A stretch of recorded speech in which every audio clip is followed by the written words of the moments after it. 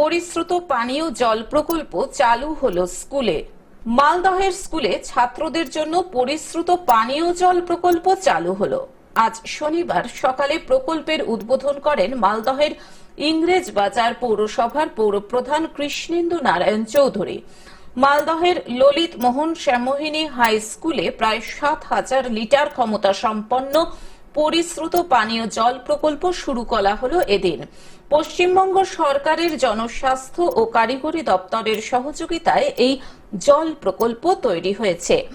একই সঙ্গে বিদ্যুৎ ও সৌরচালিত ব্যবস্থার মাধ্যমে কাজ করবে এই জল প্রকল্প। নতুন এই জল প্রকল্পের ফলে হাজারেরও বেশি ছাত্র উপকৃত হবে। স্কুল পড়ুয়াদের বাড়ি থেকে খাবার জল আনার প্রয়োজন হবে না বলে জানিয়েছেন কর্তৃপক্ষ। ললিত মোহন শ্যামোহিনী স্কুল বর্তমানে একটা শিক্ষার জগতে একটা ভালো স্টেপ নিয়েছে।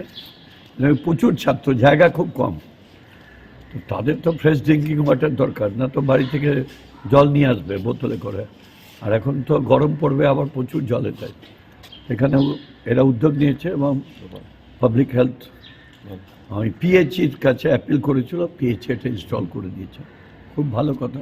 আমাদের কাউন্সিলর আছে এই ওয়ার্ডে, টিচাররা আছেন, স্টাফরা আছেন, আমাদের শান্তনু সাহা, বাবু সাহা, এরা সবাই আছেন। এটা আমাদের পক্ষে খুব ভালো হলো। মালদা থেকে অভিষেক দাসের রিপোর্ট, গ্লোব নিউজ। এখন থেকে গ্লোব টিভি দেখুন আপনার স্মার্টফোনেও। গুগল প্লে স্টোর অথবা অ্যাপল স্টোর থেকে ডাউনলোড করুন গ্লোব টিভি লাইভ অ্যাপ। এছাড়াও জিও টিভি অ্যাপ থেকেও দেখুন গ্লোব টিভি লাইভ।